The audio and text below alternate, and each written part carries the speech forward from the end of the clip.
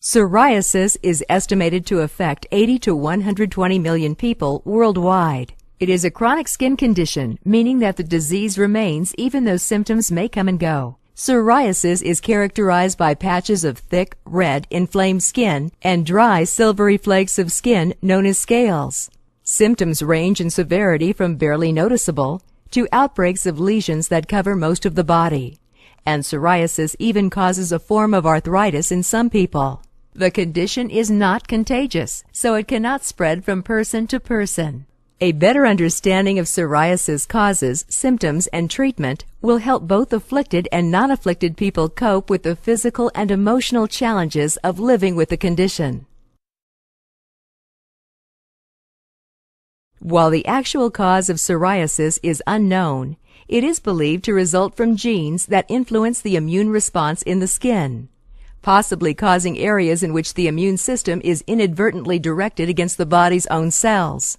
Some people have a genetic makeup that makes it more likely to develop psoriasis than others, and about 1/3 of the people with psoriasis also have a family member with the condition. However, genes alone do not dictate whether a person will develop psoriasis. Psoriasis can flare up at any time without any apparent cause, but it is often initiated or aggravated by specific triggers. Some examples of triggers known to aggravate psoriasis symptoms are listed on your screen. Researchers believe psoriasis results from inflammation and excessive skin cell production. In particular, T cells, which are a particular type of white blood cell that aid the normal immune response, are activated unnecessarily. The T cells are activated to such an extent that they influence a series of reactions that cause and maintain the inflammation while accelerating proliferation of skin cells. Skin cells normally take about a month to develop, mature, and move to the skin's surface, where they are continually shed. During the heightened immune response that causes psoriasis, the skin cells mature in less than a week and move to the surface, where they accumulate, resulting in the formation of scales among the red, inflamed tissues. Psoriasis can affect all age groups, but it primarily affects adults. About 3/4 of people with the condition develop it before the age of 40, and only about 1 in 10 develop it in their childhood years. Males and females are affected about equally. Psoriasis is most common in people of Northern European descent, varies among other ethnicities, and is rare in Native Americans.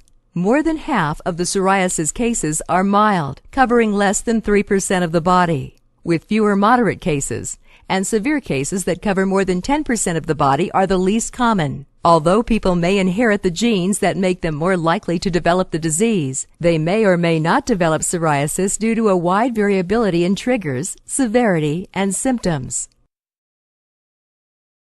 The inflamed, irritated areas or lesions associated with psoriasis are often associated with itching, pain, and bleeding between the cracks in the skin around affected joints. The degree of itching and pain can vary from minimal to extreme, which may cause problems sleeping and carrying out everyday tasks. Psoriasis patches can occur anywhere on the body, but they are found predominantly on the scalp, face, back, elbows, palms, legs, knees, and soles of the feet. Psoriasis may also cause pitting, discoloration, and deformation of fingernails and toenails. In about 1 in 10 people with psoriasis, inflammation in the joints causes symptoms of arthritis, which can affect them at any age. There are 5 main types of psoriasis that are commonly identified. Plaque psoriasis is the most common and accounts for about 80% of the symptoms in those with psoriasis. People typically have only one of the 5 types at a time, but some of the types will occasionally occur together. Please roll over each subtype of psoriasis for more information.